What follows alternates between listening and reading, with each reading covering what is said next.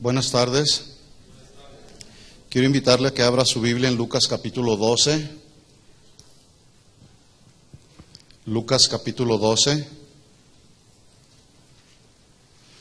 Hoy vamos a concluir con la segunda parte del tema que inicié hace un par de semanas atrás, titulado El rico insensato. Estuvimos estudiando la parábola del rico insensato. No terminamos, pero hoy vamos a dar la segunda parte, dentro del marco de la serie que venimos desarrollando, las verdades del reino en parábolas. Y dice la Escritura en Lucas capítulo 12, versículos 13 en adelante: le dijo uno de la multitud: Maestro, di a mi hermano que parta conmigo la herencia. Mas él le dijo: Hombre, ¿quién me ha puesto sobre vosotros como juez o partidor? Y les dijo: Mirad y guardaos de toda avaricia, porque la vida del hombre no consiste en la abundancia de los bienes que posee. También les refirió una parábola diciendo: la heredad de un hombre rico había producido mucho, y él pensaba dentro de sí, diciendo: ¿qué haré? Porque no tengo dónde guardar mis frutos.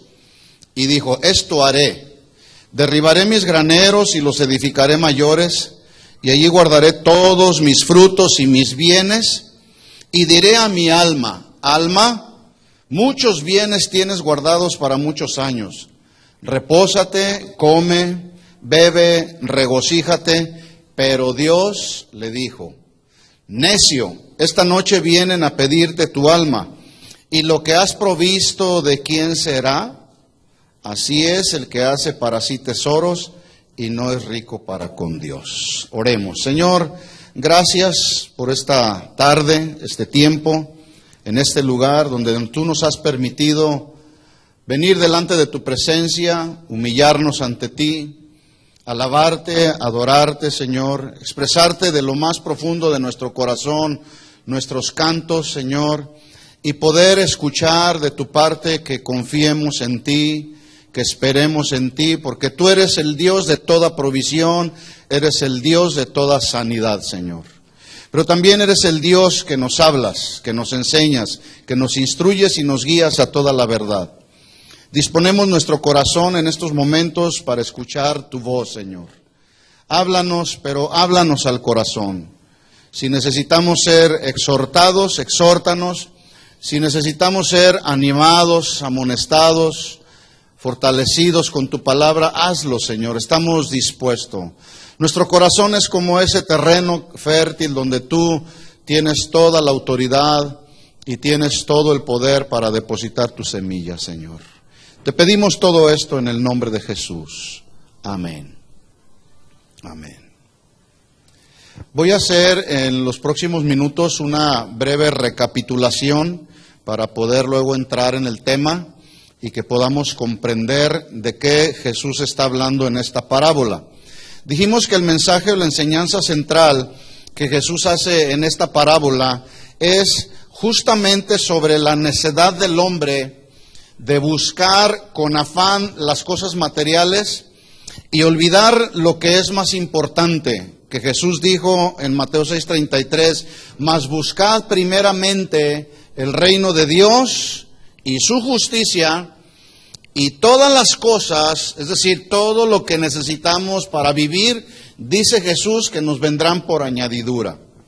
En esta parábola, Jesús nos muestra que debemos cuidar el corazón del peligro que hay de caer en uno de los pecados en los que han caído muchos creyentes, que se llama el pecado de la codicia y de la avaricia.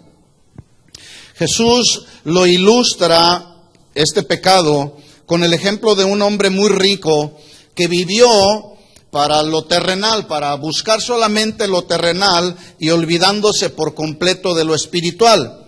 Podemos ver al momento de estar estudiando esta parábola que este hombre era un hombre cuyos rasgos eran egoísta, autosuficiente, donde la codicia y la avaricia dominaban todo su entorno. Pero también en esta parábola Jesús ilustra cómo terminan todos aquellos que viven dominados en su mente y en su corazón justamente por este pecado, la codicia y la avaricia. Por lo tanto, en esta parábola también podemos encontrar que Jesús está haciendo una advertencia a todos aquellos que le seguían en aquel tiempo y hoy a nosotros, principalmente a todos los que somos hijos de Dios, del peligro que hay de caer en las garras de la codicia y la avaricia. Y dice ahí en Lucas 12:13, le dijo uno de la multitud, una persona que se acercó ahí a buscar el consejo de Jesús, le dijo: Maestro, di a mi hermano que parta conmigo la herencia. Y aquí en este solo versículo encontramos un panorama, dos aspectos importantes. Uno, la petición que este hombre hace. Por la petición que este hombre hace, vemos que había un problema familiar. El hermano menor reclamando la parte de su herencia al hermano mayor, y este hermano mayor se negaba a hacer la repartición justa. En segundo lugar, vemos a este hombre que se acerca a Jesús porque se preocupaba más por su herencia terrenal cuando debía de preocuparse más por su herencia eterna. Y hoy sigue sucediendo lo mismo. Habemos a veces tantos cristianos que estamos tan afanados viviendo por los asuntos terrenales y nos despreocupamos de todo lo que tiene valor eterno, que es estar allá en su reino. Los asuntos personales para este hombre le fueron más importantes que las enseñanzas de Jesús sobre asuntos espirituales.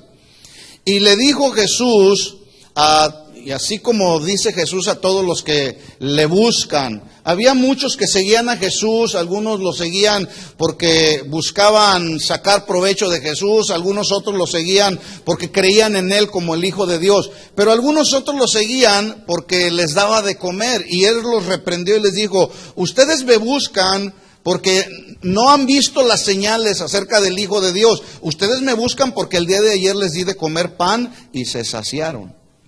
Y lamentablemente el día de hoy nos encontramos con personas que llegan a las iglesias no para buscar arreglar sus problemas espirituales, sino para buscar arreglar problemas terrenales.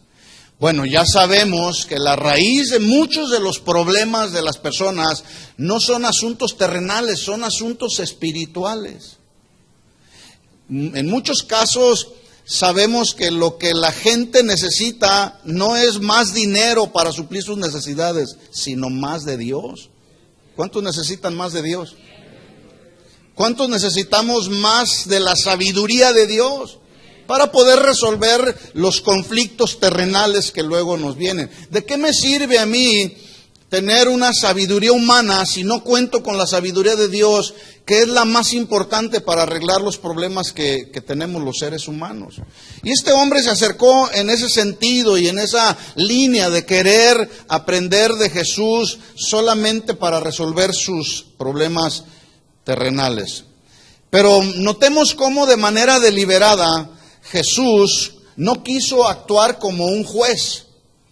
Porque más bien Jesús, con uno de sus atributos que le eran inherentes, Él pudo ver no el problema terrenal, pues Jesús ya lo sabía. Él pudo ver el problema espiritual que este hombre tenía. Era un problema donde se puede ver que había codicia o avaricia. Porque como Jesús es omnisciente, todo lo sabe, pues Él sabe cuáles son los asuntos que le atañen al ser humano aquí en el ser interior. ¿Se acuerda de aquel joven rico también que se acercó con Jesús y le dijo: Maestro, ¿qué tengo que hacer para heredar la vida eterna? Usted conoce la respuesta que Jesús le dio: vende todo lo que tienes, dalo a los pobres y ven y sígueme. ¿Lo siguió? No.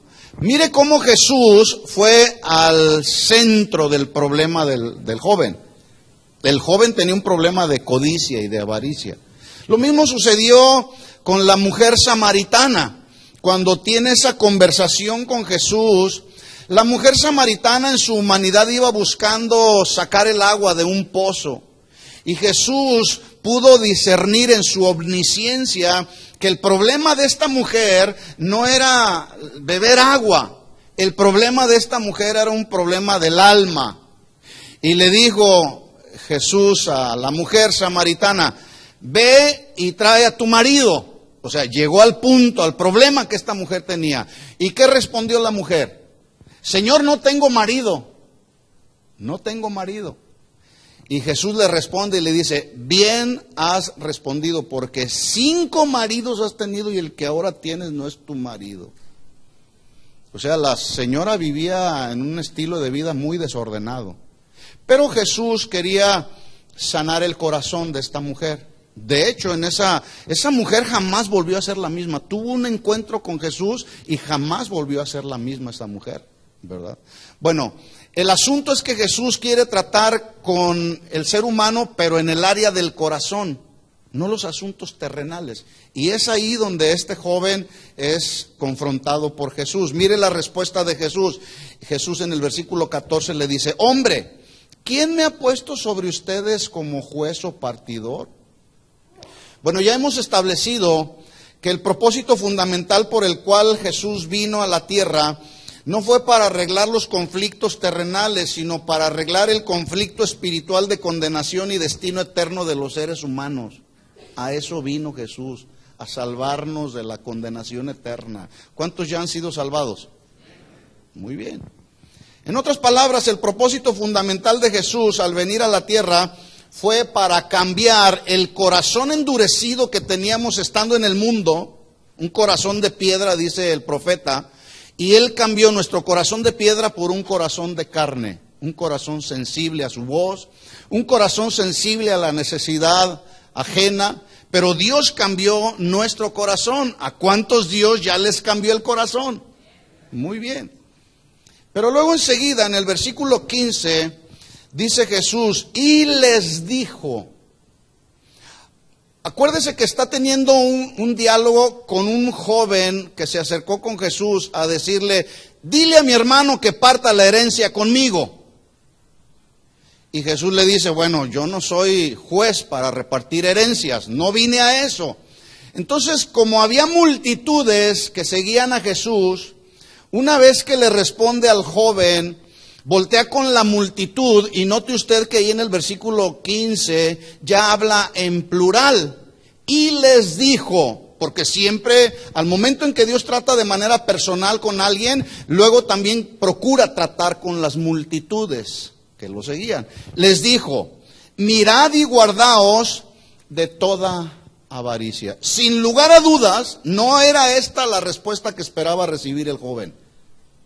Dile a mi hermano que parta la herencia conmigo. Yo me supongo que el hermano quería que trajera al otro hermano y que Jesús hiciera la adecuada repartición, pero no, porque Jesús va al centro del problema de los seres humanos. Mirad y guardaos de toda avaricia. Notemos que la advertencia de Jesús es doble cuando le dice: mirad y guardaos. Dos palabras importantes. Son como dos alarmas que empiezan a sonar al mismo tiempo para que tengamos cuidado. Mirad y guardaos. Como cuando alguien se cuida de que no lo muerda una víbora de cascabel, cuyo veneno es mortal. Bueno, así debemos de cuidarnos, escuchen esto mis hermanos, del veneno mortal que hay en la codicia y la avaricia. Es un veneno mortal. No hay peligro más grande que ser envenenado con la codicia y la avaricia, porque como cuando una persona tiene codicia y avaricia en el corazón, todo a su alrededor se mueve y gira alrededor de la codicia, de la avaricia. Y déjeme decirle una cosa: el pecado de la codicia y de la avaricia ha destruido un número incalculable de almas, llevándolas al infierno por seguir la avaricia y la codicia. Así que Jesús advierte, esta es la advertencia de Jesús: mirad, que significa disciernan, entiendan con claridad, que no haya ninguna duda de lo que les diré a continuación.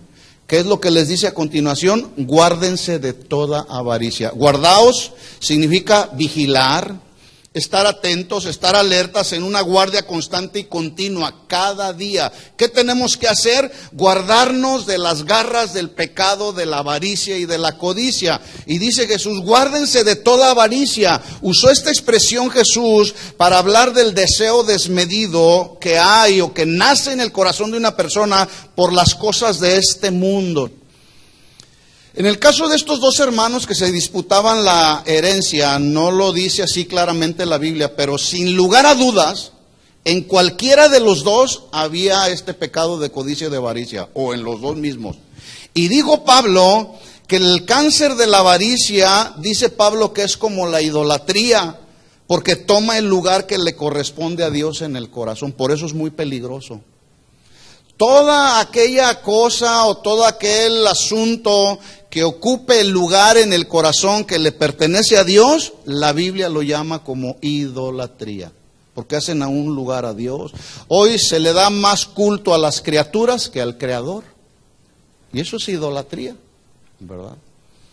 Dijo Pablo en Colosenses 3:5, hagan morir lo terrenal en ustedes, y da una lista, dice fornicación, impureza, pasiones desordenadas, malos deseos, y termina el versículo 5 diciendo, y avaricia, que es idolatría. ¿Qué dijo Pablo que se tiene que hacer con esos pecados? Hacerlos morir. Y esa es una responsabilidad nuestra. Jesús ya hizo su parte en la cruz del Calvario por usted y por mí. Ya cambió ese corazón de piedra, ese corazón que era insensible a la voz de Dios. Ya el Señor lo cambió, ya hizo una obra en nosotros. Nos sigue perfeccionando cada día. Pero es nuestra responsabilidad que cuando se presentan todos estos pecados, cada uno de nosotros necesitamos hacerlos morir, como es el pecado de la avaricia y la codicia, que es idolatría. Ya hemos dicho también que codicia y avaricia no solamente se manifiesta respecto al dinero y bienes materiales. Sin embargo, de cualquier forma y manera que se presente cualquiera de estos pecados, o codicia o avaricia, necesitamos evitarlo, ¿sí? Nadie puede afirmar ser discípulo de Jesús cuando hay avaricia en el corazón. ¿Estamos de acuerdo en esto que acabo de mencionar? Nadie puede decir, yo soy un verdadero discípulo de Jesús, y estás ahí infectado con el cáncer de la avaricia y de la codicia. Y ya dijimos que la avaricia es idolatría. Entonces no puede alguien decir, en mi corazón reina el Señor. No, reina la codicia y la avaricia. Ya lo vamos a ver.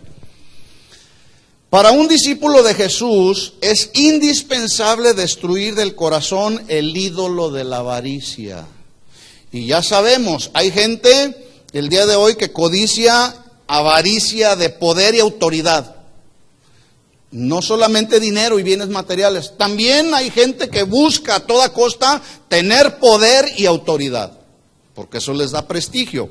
Algunos otros, ya lo dijimos, buscan la fama y la popularidad. Algunos otros, por ejemplo, ¿cuál fue o en qué sentido fue la avaricia de Judas? ¿En qué sentido? En el sentido económico, dinero. Mire cómo es peligroso este pecado, caer en las garras de la avaricia y de la codicia. Porque su avaricia y su codicia llevaron a Judas a traicionar al maestro por 30 monedas de plata. Y al final de cuentas usted conoce la historia. ¿Cuál fue el final de Judas? Se quitó la vida, se ahorcó, ¿verdad? ¿En qué sentido estaba la codicia y avaricia del pecado que cometió David? Codicia y avaricia sexual. No le importó ver a aquella mujer que dice la Biblia que era hermosa, tampoco le importó que esa mujer era una mujer casada, además era esposa de uno de los más fieles y leales soldados que tenía David, de los llamados soldados, los valientes de David. Hombres que estaban ahí dispuestos a dar su vida misma por el rey. Bueno, no le importó. Su codicia y su avaricia lo llevaron a cometer un pecado muy grave, y ese pecado grave de adulterio lo llevó a cometer otro pecado más grave también, que es asesinato. Entonces, ya vimos ahí que esta parábola también habla de advertencias. Jesús advirtió en Mateo 6:19, estamos hablando acerca de la codicia y la avaricia, así que Jesús advierte en su palabra y nos dice, no se hagan tesoros en la tierra, donde la polilla y el orín corrompen, y donde ladrones minan y hurtan, sino haced tesoros en el cielo, donde ni la polilla ni el orín corrompen, y donde ladrones no minan ni hurtan, porque donde esté vuestro tesoro, allí también estará su corazón. ¿Dónde está su tesoro? ¿Dónde está nuestro tesoro? ¿Aquí en la tierra o allá en el cielo? También Jesús dijo en Lucas 16:13, ninguno puede servir a dos señores, porque o aborrecerá al uno y amará al otro, o estimará a uno y menospreciará al otro. No podéis servir a Dios y a las riquezas. No se puede. ¿Qué significa esto? ¿Que tener dinero es malo? No, ya lo vamos a ver. No se está refiriendo a eso. Se está refiriendo a que la riqueza, mala vida, se busque con afán, inclusive haciendo y menospreciando al Señor, haciéndolo a un lado.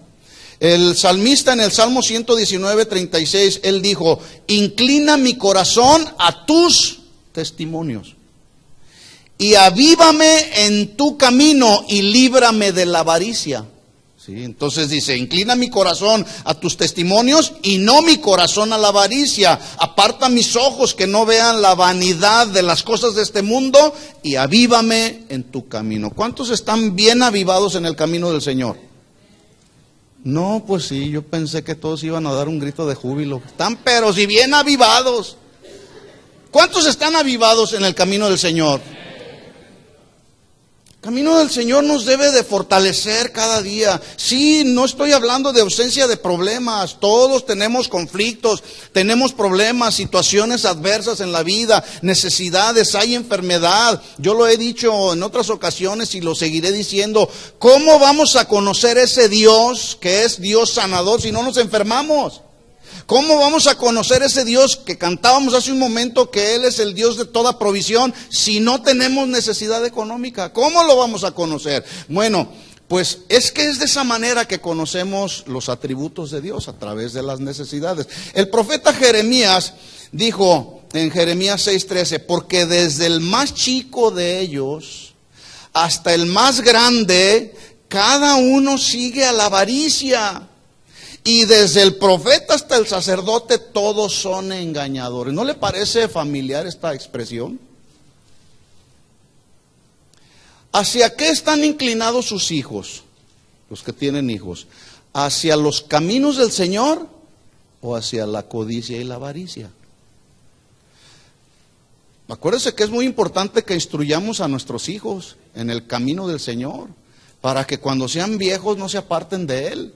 Bueno, aquí dice Jeremías, en 6:13 de Jeremías, que desde el más chico de ellos hasta el más grande, cada uno seguía la avaricia, y desde el profeta hasta el sacerdote, todos eran engañadores. Versículo 14, y dice, y curan la herida de mi pueblo con liviandad, diciendo paz, paz, y no hay paz.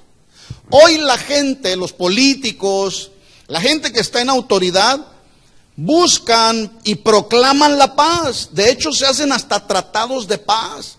Pero la gran ironía de la vida es por qué este mundo sigue con tantos conflictos. ¿Por qué hay guerras y tantos rumores de guerras? ¿Por qué hay tantas guerras aún en el mismo hogar, en el seno del hogar? En las familias hay conflictos, hay guerra. ¿Por qué? ¿Por qué no hay paz? Porque para que venga paz social, tiene que haber primero paz en el corazón, en el alma. ¿Cuántos tienen esa paz?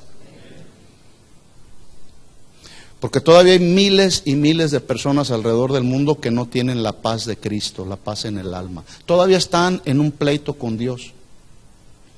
Sin embargo, la gente proclama que haya paz en el mundo. Pero la paz que Jesús da es la paz del alma.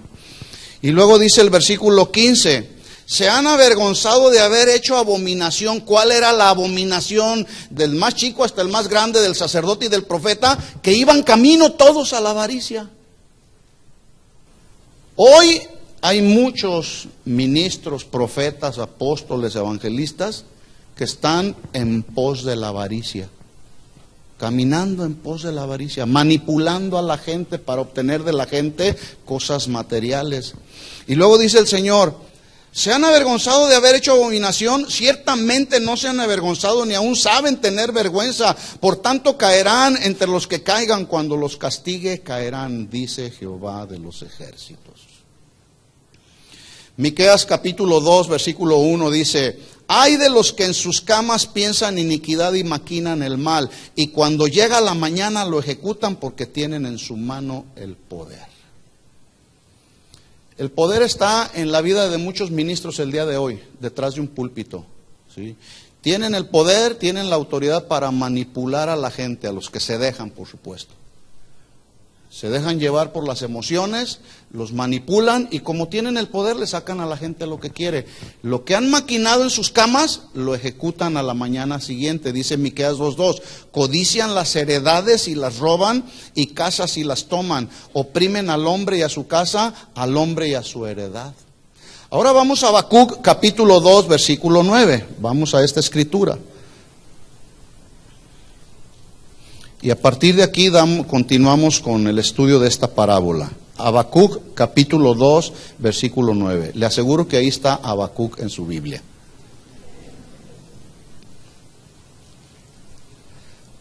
Dice Habacuc capítulo 2 versículo 9. Acuérdense que Dios, hablando en el Antiguo Testamento a través de los profetas, era Dios mismo hablando. Así dice el Señor, ¿verdad? Y este es uno de los profetas del Antiguo Testamento que hablaron de parte del Señor. Mire las palabras de parte del Señor a través del profeta Habacuc en el capítulo 2, versículo 9. Ay del que codicia injusta ganancia para su casa. Este versículo, en la traducción más literal del hebreo, mire cómo dice, mucho más claro. Por eso es que hay que ir a veces al original y estudiarlo. En el original hebreo este versículo dice de una manera más literal. Dice así: ay del que codicia de forma maligna,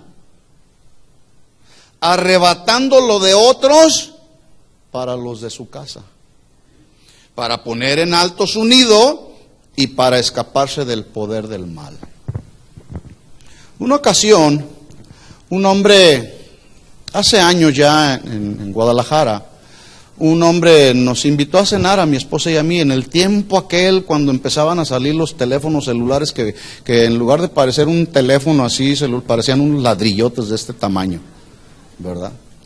Bueno, él era un empleado doméstico en la compañía donde trabajaba, hacía el aseo y hacía todos los arreglos de la compañía donde él trabajaba, ese era su oficio.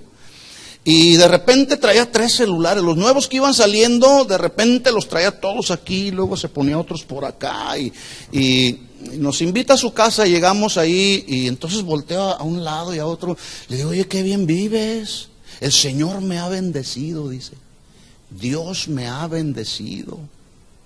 Bueno, está bien, yo le creí porque pues la Biblia dice que Dios es el que enriquece y el que empobrece, ¿verdad? Pues, ¿verdad que es así? Dios es el que da la riqueza a quien Él quiere. Y dije, bueno, pues qué bueno, gloria a Dios, qué bueno que Dios te ha bendecido. Bueno, no pasó mucho tiempo cuando descubrieron que este joven estaba robando a su compañía y llevando la riqueza injusta, metiéndola a su casa. ¿Sabe qué pasó con el jovencito este? Lo agarraron ahí en su compañía. No solamente le cobraron la deuda que había robado, lo que había robado, sino que lo metieron a la cárcel también. Yo pregunto, ¿cuál Dios era el que lo estaba bendiciendo? Por supuesto no es el Dios de la Biblia, ¿verdad? Entonces se cumple lo que dice el versículo. Ay de los que codician de forma maligna, arrebatando lo de otros para llevarlo a su casa. Le voy a hacer una pregunta muy directa. No diga nada, porque a veces hacemos expresiones que hablan, las expresiones corporales, el lenguaje corporal. No diga nada, quédese serio, ¿verdad? Medite en lo que voy a preguntar, ¿sí? Y discierna aquí en su corazón. Lo que usted tiene en su casa, ¿cómo lo obtuvo? ¿Cómo lo ganó? Lo que usted tiene en su casa, ¿Es producto y resultado del esfuerzo de su trabajo honrado o es producto de la avaricia y de la codicia del corazón? No digan nada, no se rían tampoco, no se codien, ¿verdad? Ahora, es importante que sepamos y estemos bien conscientes que Jesús va más allá de los asuntos de la vida cotidiana, de lo externo. Jesús quiere tratar siempre en nuestro ser interior, porque ahí es donde se generan muchos de los problemas y pecados que luego nos pueden llevar a apostatar de la fe. Sí. Aquel hombre el hombre de la parábola, quería que Jesús le resolviera un asunto terrenal, pero para Jesús era más importante el problema espiritual que detectó en este hombre. Por eso Jesús le advierte diciéndole: miren y guárdense de toda avaricia. Ya lo dije, no era la respuesta que esperaba este joven. Y luego dice, ¿por qué Jesús le dijo o advirtió? ¿Por qué Jesús nos advierte? Miren y guárdense de toda avaricia. La respuesta la tenemos en el versículo, la segunda parte del versículo 15. Porque la vida del hombre y de la mujer no consiste en la abundancia de los bienes que posee. En otras palabras, hay cristianos que piensan que el tener les da un sentimiento de valor. Y si no tienen, asumen que no valen nada. ¿Por qué? Porque este mundo y esta sociedad se maneja bajo el siguiente argumento: dime cuánto tienes y te diré cuánto vales. Y como hay quienes dicen, yo no tengo nada, pues no valgo nada. Ahora, hace un momento nos leían una escritura en Isaías: porque mis pensamientos no son sus pensamientos, ni mis caminos son sus caminos. Los caminos y pensamientos del Señor son mucho más altos que los nuestros. Por eso Él trata de enfocar a sus hijos, trata de enfocarnos en posesiones que van muy por encima de las posesiones terrenales. Él trata de enfocarnos en que los hijos de Dios caminemos verdaderamente en la vida abundante que Él nos ha dado. Esa vida abundante que Él ya ha provisto para nosotros contiene la abundancia de las cosas de su reino, que son las que realmente tienen valor eterno. Las cosas de este mundo, el día que tú te mueras y que yo me muera, no nos vamos a llevar nada. Por eso es que hay que enfocarnos. Y Jesús nos enfoca en lo que es mucho más valioso, lo que tiene valor eterno. De hecho, en Juan 10:10, el Señor hace un contraste ahí entre la actividad del enemigo, del ladrón, que dice que viene a matar, robar y destruir.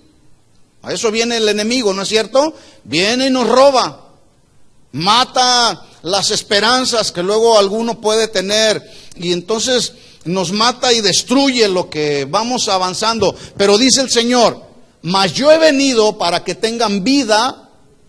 ¿Y vida qué? Vida en abundancia. ¿Pero a qué clase de vida abundante se refiere? ¿Vida abundante en el sentido material? No.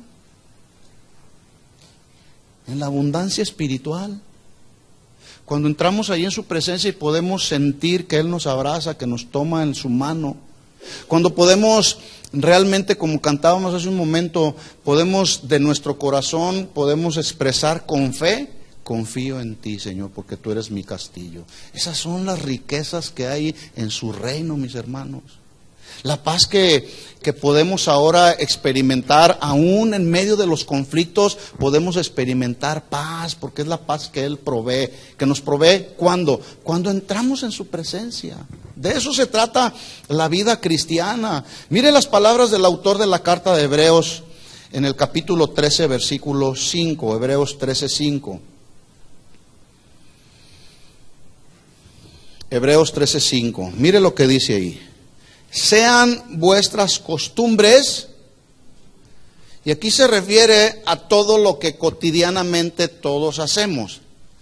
Por ejemplo, yo espero que usted tenga la buena costumbre de que el día de mañana, antes de usted irse a trabajar, a la hora que se va a trabajar, aparte un momento, los primeros momentos de su despertar, de su tiempo, los primeros momentos los aparte para estar en la presencia del Señor y encomendarse a Él.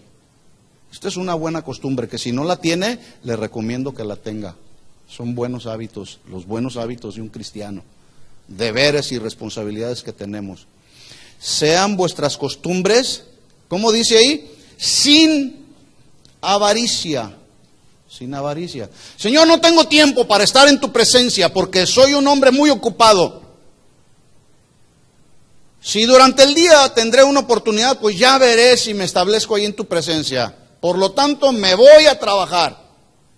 Sean vuestras costumbres sin avaricia. Y luego añade diciendo, contentos con lo que tenéis ahora. ¿Alguien sabe lo que significa la palabra contentamiento? Porque el que no está contento tiene una cosa y busca tener más. Contentamiento significa, estoy contento y me siento suficiente con lo que tengo. Me es suficiente. Eso es contentamiento. Entonces dice el Señor aquí, dice el autor de la carta a los Hebreos, sean vuestras costumbres sin avaricias, contentos con lo que tienes ahora. ¿Qué tienes ahora? Pregunto, ¿qué tienes ahora? A lo mejor alguno dirá, nada. Pero la pregunta es, ¿estás contento?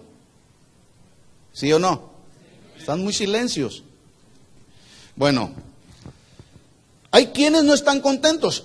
Tienen un auto y quieren tener otro más. Y luego dicen, no, yo quiero traer el carro que trae el pastor. Porque no están contentos. Ahora, si Dios le da un carro, si le da otro auto y si le da otro, está bien. Acuérdese de esto, Dios es el que provee. Dios es el que enriquece a quien Él quiere y lo hace como Él quiere.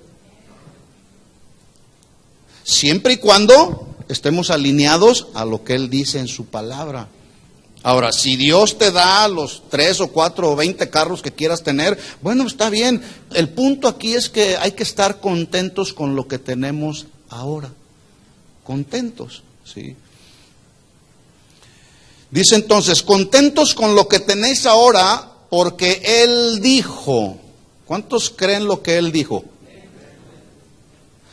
Él dijo, no te desampararé y no te dejaré. Estás en el hueco de mi mano. Yo seré tu proveedor, le dijo a Josué. Así como estuve con Moisés, estaré contigo. No te dejaré, no te desampararé. ¿Sí? Así que ahora toman sentido las palabras de Jesús en Lucas 12:15, cuando Jesús dijo, miren y guárdense de toda avaricia, porque la vida del hombre no consiste en la abundancia de los bienes que posee. Y entonces viene a continuación el desarrollo de la parábola. Como Jesús quería llegar al centro del problema de las multitudes que lo seguían, lo ilustra y empieza con la parábola. En Lucas 12:16 dice, también le refirió una parábola diciendo, la heredad de un hombre rico había producido mucho. Y bueno, ya dijimos, debemos estar conscientes que Dios no condena el hecho de que alguien sea rico. De hecho, Abraham era riquísimo, dice la Biblia. Job era rico. David era rico. Salomón, su hijo, era rico.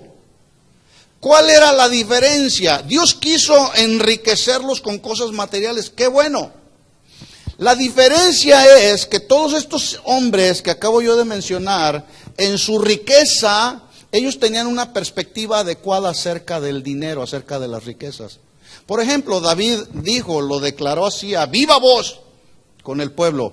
Y él dijo, Señor, todo es tuyo. Y de lo recibido de tu mano, te damos. ¿De quién es todo? ¿Usted cree que todo lo que usted tiene es de Dios? No hay muchos amenes. Mire la perspectiva que tenía Job también en su riqueza. Cuando perdió todo, usted puede leer la historia en el capítulo 1. Cuando perdió todo, al final él dijo, Jehová dio, Jehová quitó, sea el nombre de Jehová bendito. Cuando Salomón es levantado como el rey de Israel, él no pidió riquezas, él pidió sabiduría.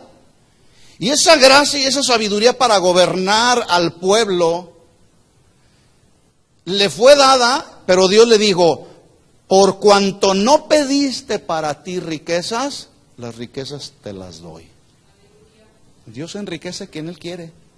Entonces el asunto y el problema no está en las riquezas, el problema está en el corazón. Lo que Jesús reprueba es que se tenga como prioridad la codicia o la avaricia por amor al dinero y se diga jactanciosamente: yo haré este negocio, yo iré aquí, yo iré allá, yo haré esto, haré aquello. No me importa que el domingo, que es el día del Señor, no vaya, yo voy a prosperar en los negocios. Pero ¿eres cristiano?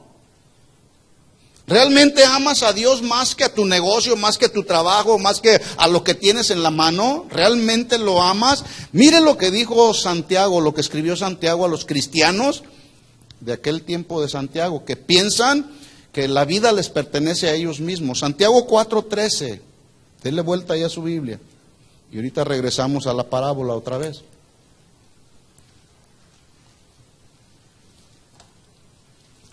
Voy a leer estos versículos a continuación, pero los voy a leer en la versión Palabra de Dios para Todos. Sígame ahí con su vista.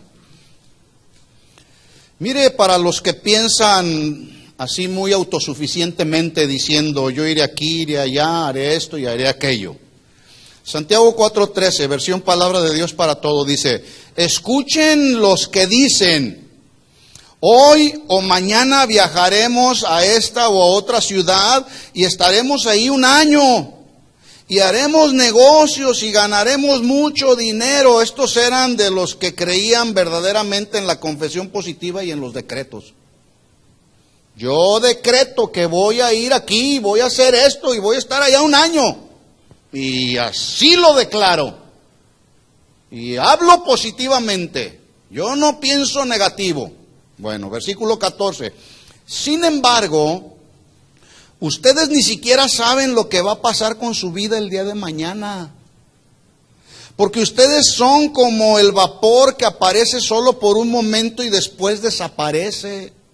Por el contrario, siempre debieran decir: si el Señor quiere, viviremos y haremos esto, haremos aquello. Pero ahora ustedes se sienten orgullosos y son arrogantes.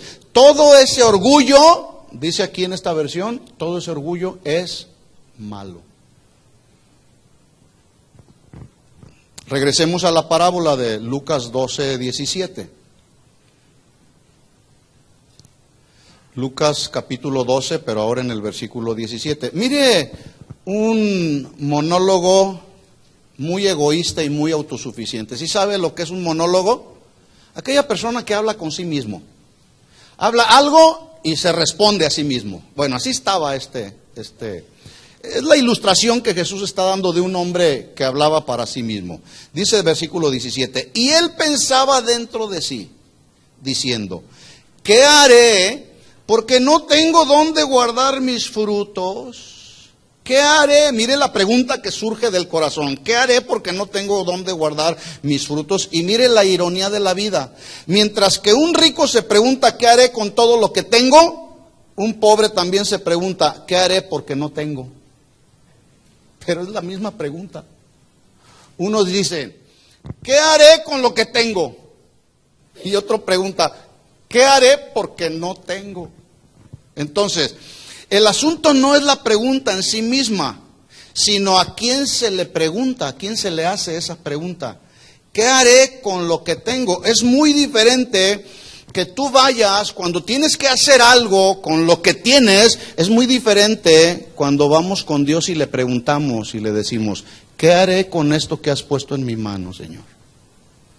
¿Y cuántos saben que cuando le preguntamos y consultamos a Dios, Él nos va a decir exactamente lo que tenemos que hacer? ¿Cuántos lo saben?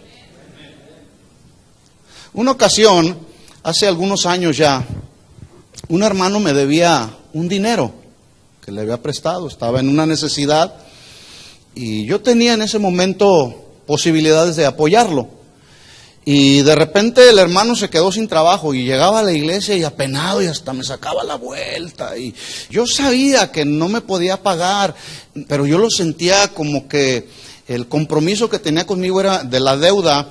era para él como una carga muy pesada, como de esas veces que traes como una piedra cargando en las espaldas y no sabes qué hacer. Así lo sentía yo al hermano. Y entonces voy con mi esposa y le digo, oye, ¿qué hacemos? ¿Lo demandamos?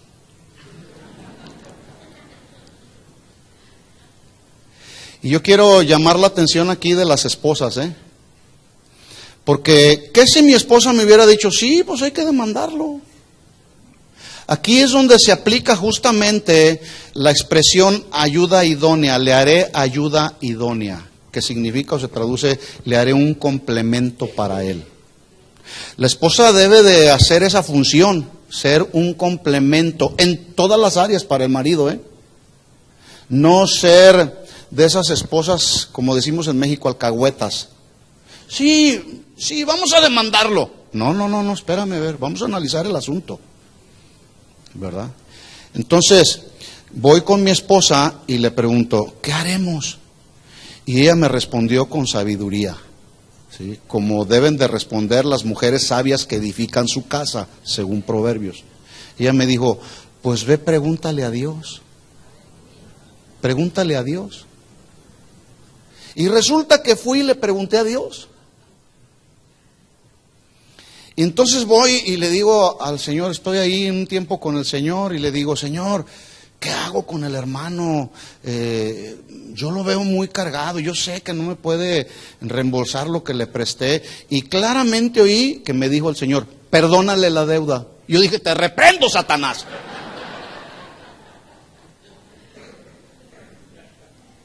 Pero luego me quedé y dije, Señor, como que si no me hubiera escuchado el Señor, volví a preguntar. El Señor no está sordo, mis hermanos. Es más, Él conoce las verdaderas intenciones de nuestro corazón. A Él no podemos engañarlo. Entonces le digo, Señor, ¿qué hago? Ya te dije, perdónale la deuda. Está bien, Señor. ¿Se fija dónde estriba la pregunta? No es, o sea, hay que ir a preguntarle a Él. Cuando hay algo en nuestra mano, Señor, ¿qué hay que hacer con esto? ¿Verdad? El que está lleno de avaricia y de codicia, él dice, no, lo mío es mío y no lo comparto con nadie. Cuando fui con el hermano y le dije, no me debes nada, hermano. Mire, se sintió como plumita. Y empezó a correr así de gozo y de alegría, como cuando una carga pesada nos es quitada, ¿verdad? Pero he ahí la importancia de preguntarle a Dios y de escuchar el consejo de Dios, ¿verdad? Cuando es necesario ir a preguntarle al Señor.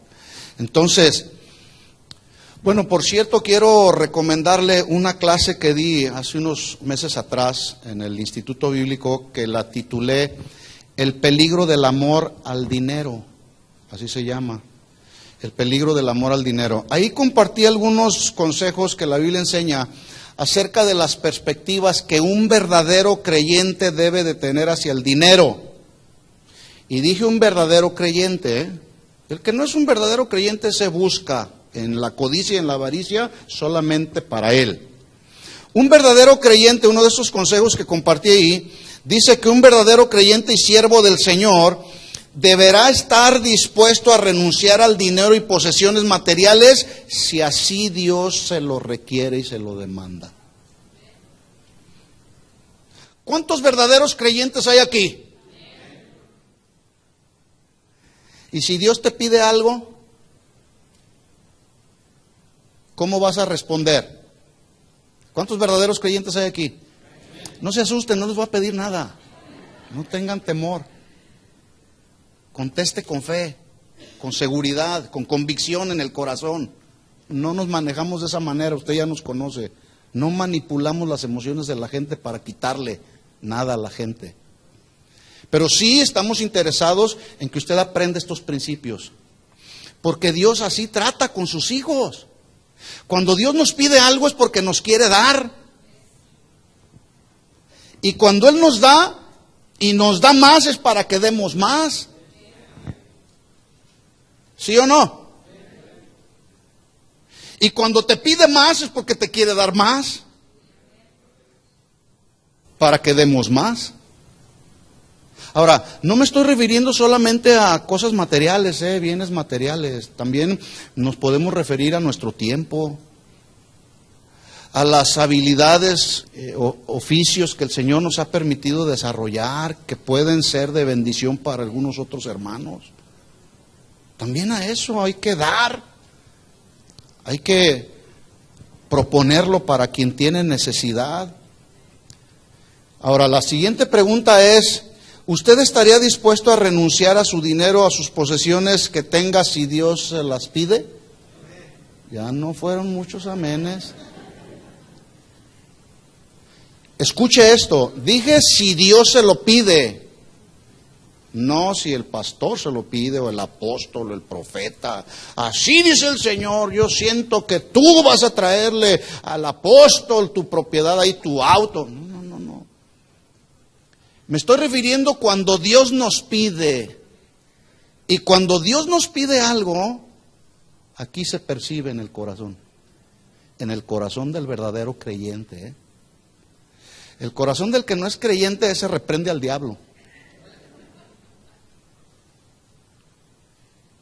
Y ahí es donde, cuando Dios nos pide algo y tú le respondes al Señor, en tu respuesta se estará determinando el verdadero carácter cristiano y la madurez que has adquirido todos los años que tienes llamándote cristiano.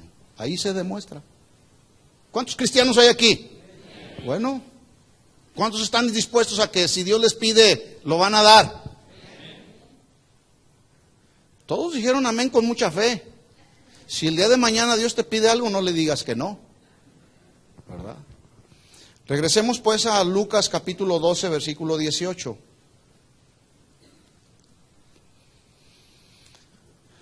Acuérdese, se acaba de preguntar, ¿qué haré? Porque muchas propiedades se ha generado, mi riqueza se ha multiplicado, ¿qué haré? Y dijo, acuérdese, está en un monólogo, él se está preguntando y se está respondiendo. Vea la respuesta en el versículo 8. Y dijo, esto haré, derribaré mis graneros y los edificaré mayores, y allí guardaré todos mis frutos y mis bienes. Yo no sé si usted alcanza a percibir el orgullo, el egoísmo, la autosuficiencia de este hombre, el cual él pensaba tener para sí mismo. ¿Sí lo alcanza a ver? Digo, más claro que eso. ¿Quiere usted ver un hombre orgulloso? Vea a este hombre de la parábola. Esto haré, edificaré, guardaré mis bienes. Pensaba en guardar, en almacenar, en lugar de dar y ayudar. Porque así piensa el que tiene codicia y avaricia. En ocasiones escucho incluso a servidores o a pastores que dicen, mi ministerio, mi iglesia, mis ovejas. ¿Que el ministerio que alguien tiene no fue dado por Dios? ¿La iglesia es del pastor o es de Dios?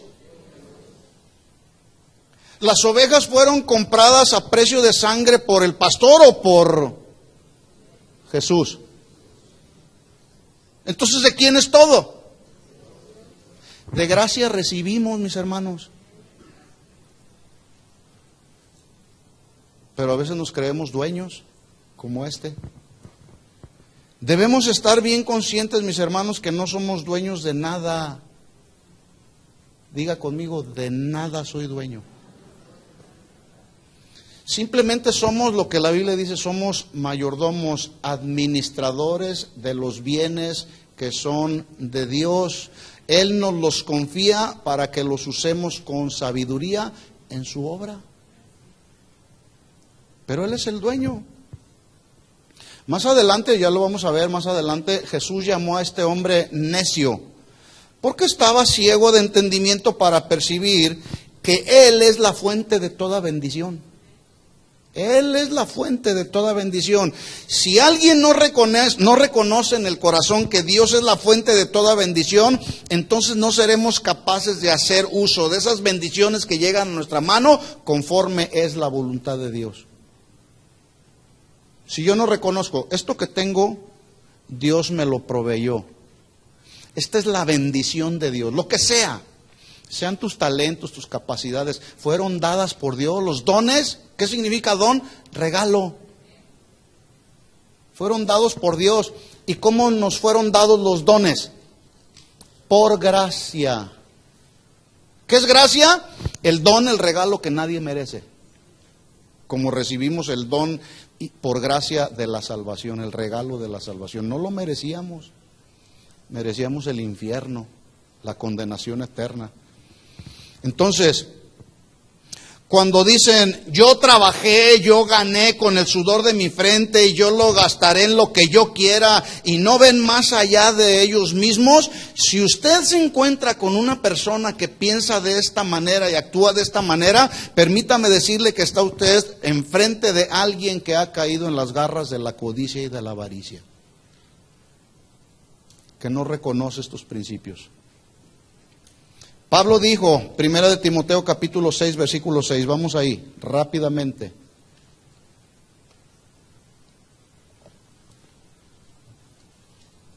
Primera de Timoteo capítulo 6, versículo 6. Pero gran ganancia es la piedad acompañada de contentamiento. Mire cómo Pablo liga la piedad con el contentamiento. Piedad habla de aquellos que están dispuestos a ir en pos de hacer la voluntad de Dios por obediencia. Y actuamos en piedad, pero junto con el contentamiento, contentos con lo que tenemos. Me es suficiente lo que tengo. Dice Pablo que esta es la mejor gran ganancia, la ganancia que está acompañada de piedad y de contentamiento. Versículo 7. Porque nada hemos traído a este mundo, y sin duda nada podemos sacar. Sin duda nada te vas a llevar. Lo que tengas. Yo no sé qué tienes. O no sé lo que falta porque tengas. Pero el día que nos llegue nuestro momento de enfrentarnos ahí a la presencia del Señor, no te vas a llevar nada. Versículo 8. Así que teniendo sustento y abrigo, estemos contentos con esto. No caigamos en las garras del afán por la codicia y la avaricia. Ay, voy a trabajar más. Mire cómo, qué triste el asunto ver gente que toda su vida trabajaron incansablemente, se desgastaron, llegaron a los 65, a los 70 años de edad y sí lograron desarrollar y tener una buena fortuna, pero están enfermos de cáncer. Qué tremendo, ¿no? Y esa fortuna que lograron hacer, ¿saben dónde se va? En buscar la salud de ese cáncer. Y ahí se acaba todo. Y finalmente se mueren. ¿Y cuánto se llevaron? Nada.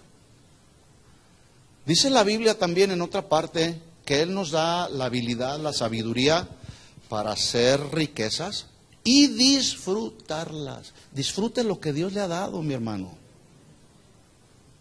Disfrutemos lo que Él pone en nuestra mano. Somos administradores de Él, de los bienes de Él, pero también nos da oportunidad de disfrutarlos. Entonces dice el versículo 9, porque los que quieren enriquecerse caen en tentación y lazo y en muchas codicias necias y dañosas que hunden a los hombres en destrucción y perdición, porque raíz de todos los males es el amor al dinero. ¿Raíz de todos los males es el dinero? No, el amor al dinero. Mire lo que dice a continuación. El cual, codiciando a algunos, escuchen esto, se refiere a personas dentro de la iglesia. El cual, codiciando a algunos, se extraviaron de la fe. ¿Cómo se llama eso? ¿Qué no se llama eso? ¿Apostasía? Ay, hermano, un cristiano no puede apostatar de la fe. Sí. Es que no era verdadero cristiano. Un cristiano puede apostatar de la fe cuando se extravía, cuando se infecta del cáncer de la codicia y la avaricia, según estos versículos. Por el amor al dinero puede ser extraviado. Aquí lo vemos claramente. Se extraviaron de la fe.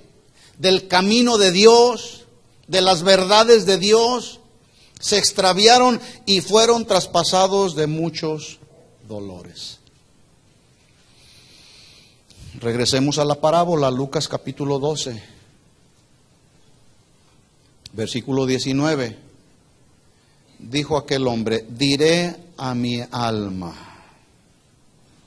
Este hombre, con su orgullo y su soberbia y su necedad y autosuficiencia, no solamente se creía dueño de todo lo que materialmente tenía, se creía dueño hasta de su alma.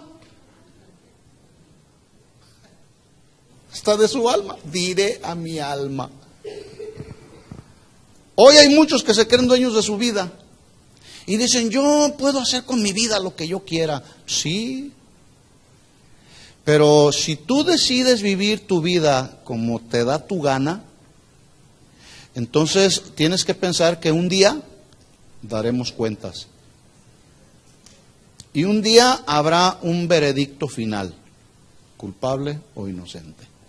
Hay dos caminos, uno es estrecho, que cada vez se está haciendo más estrecho. Ese va a llevar a la vida eterna con Dios. Pero hay uno bien espacioso, amplio y espacioso. Y dice la Biblia, dijo Jesús, por el cual muchos están caminando, pero su destino es el infierno. Cada quien puede vivir su vida, porque dices, es mi vida, se creen dueños de la vida. ¿Quién es el que da y quita la vida? ¿Se fija cómo Dios es dueño de todo? Él es dueño de todo.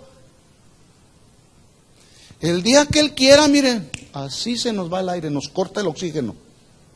Y hasta ahí llegamos. Pero escuchen esto. Si estamos ahorita todavía en este mundo y en este planeta, hay que vivir para agradarlo a Él. Para confiar en Él. Para servirlo a Él. Porque un día también compareceremos ante el tribunal de Jesucristo.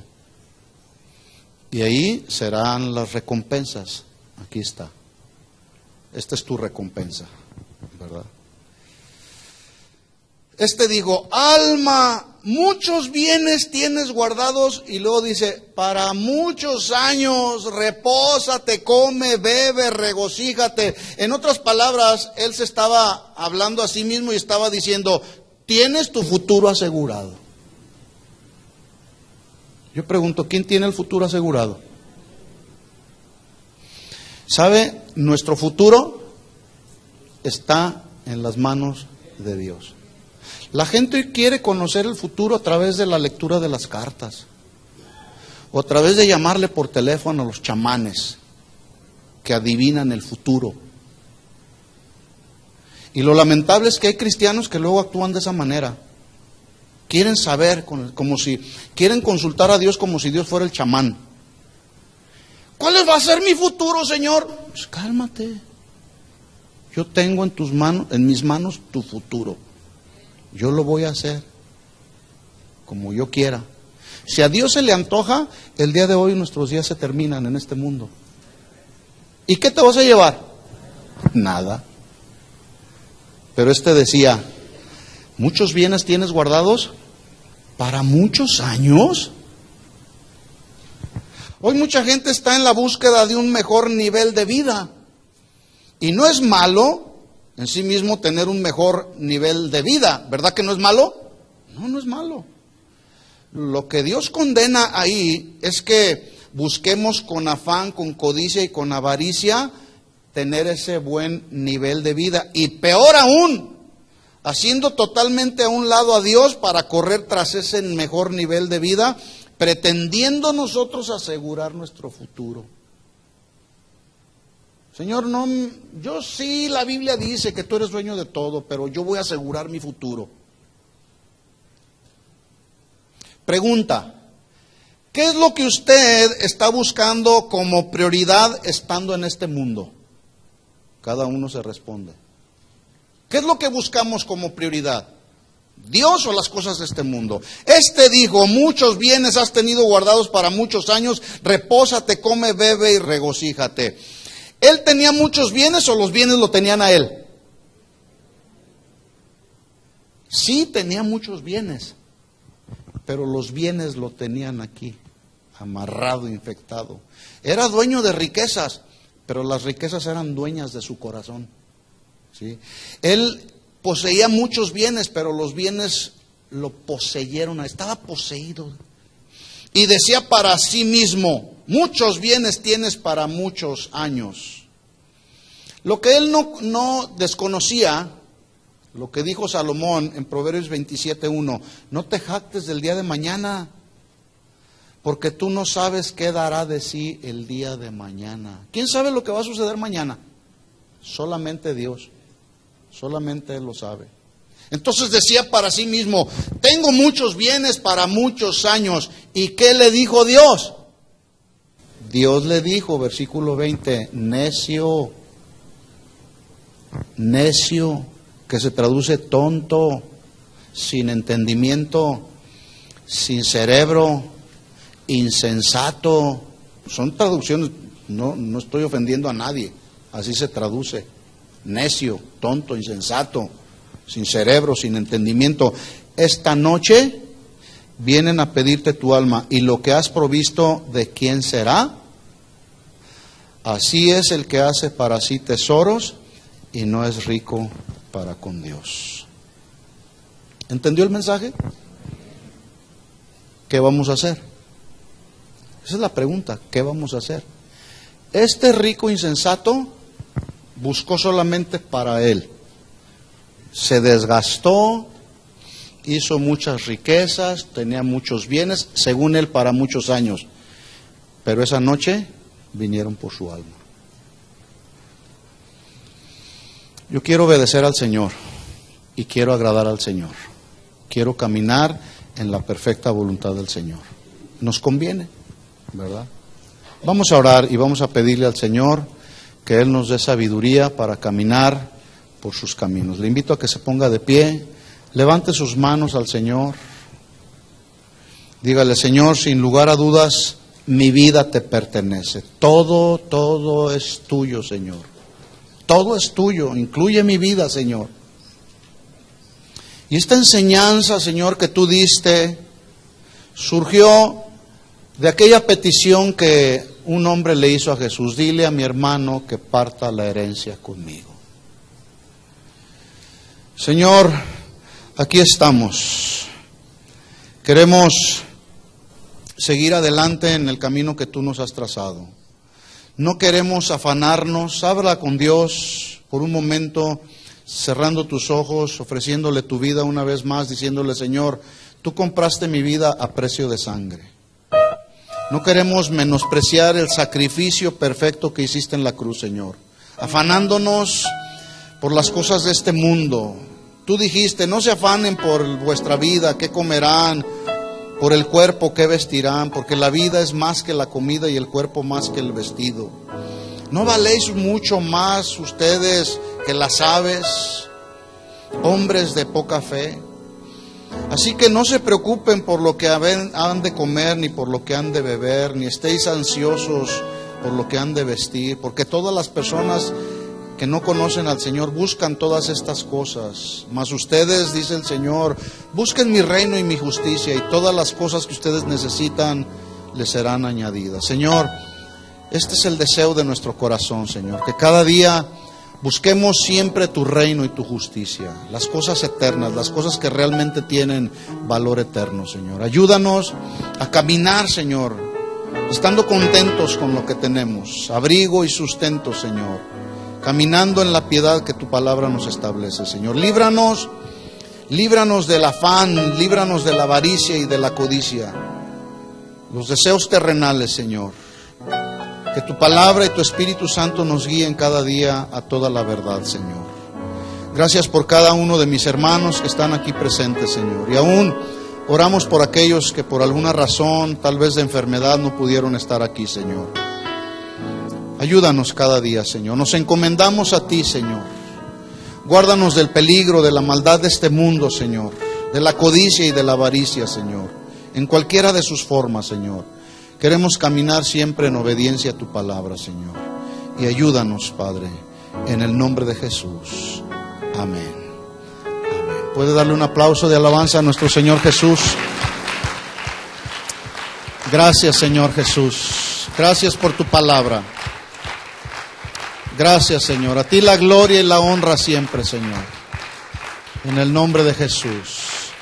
Que así sea, Señor, cada día en nuestra vida. Amén. Que Dios les bendiga. Nos vemos en la siguiente reunión. Cuídese mucho, mi hermano.